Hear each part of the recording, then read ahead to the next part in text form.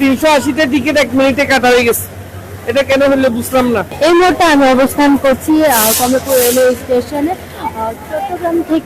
চট্টগ্রাম থেকে ঢাকামুখী একটি ট্রেন এই মুহূর্তে এসে থেমেছেন ঢাকা স্টেশনে। এবার হচ্ছে বাড়ির বাইরে ঈদ করলাম জীবনের প্রথম হাজবেন্ডের সাথে।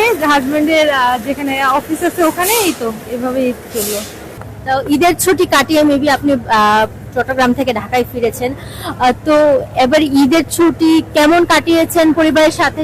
আলহামদুলিল্লাহ, যাত্রাটাও খুব ভালো ছিল। যাওয়ার যাত্রাটা কোনো ঠিক টাইমে রাইট টাইমে ট্রেন ছেড়েছিল। আমি 28 তারিখ গিয়েছিলাম চট্টগ্রামে, একদম ঠিক টাইমে ট্রেন ছেড়েছে। আজকে একদম ঠিক টাইমে ঢাকায় এসে পৌঁছেছে। গত বছর একটু ঝামেলা ছিল, ট্রেন আমাদের একটু লেটে ছেড়েছিল, কিন্তু এইবার একদম শিডিউল টাইমে আমি যেদিন গিয়েছি একদম ঠিক টাইমে ট্রেন ছেড়েছে।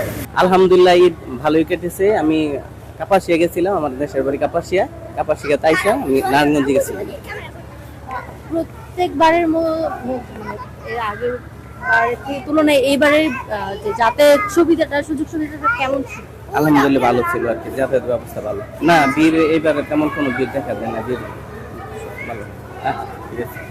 প্রিয় দর্শক, আমরা শুনছিলাম যে আমরা আরেকজন যাত্রীর সাথে কথা বলছিলাম এবং তিনি আমাদের জানাচ্ছিলেন যে বিগত বছরগুলোতে যেরকম ভিড়টা থাকে এবছর তারা সেই ভিড়টা পায়নি। প্রিয় দর্শক, এই ছিল এখানকার বর্তমান পরিস্থিতি। ঈদ যাত্রায় যারা ঈদ বাড়িতে গিয়েছিল ঈদে পরিবারের সাথে ঈদ কাটানোর জন্য, তারা একে একে ব্যস্ত নগরী ঢাকাতে ফিরছে। এই ছিল আমার শেষ মুহূর্তে কমলাপুরের স্টেশনের আপডেট, এবং পরবর্তী সংবাদ দেখার জন্য আমাদের সাথে থাকার জন্য আপনাদের আমন্ত্রণ জানাচ্ছি।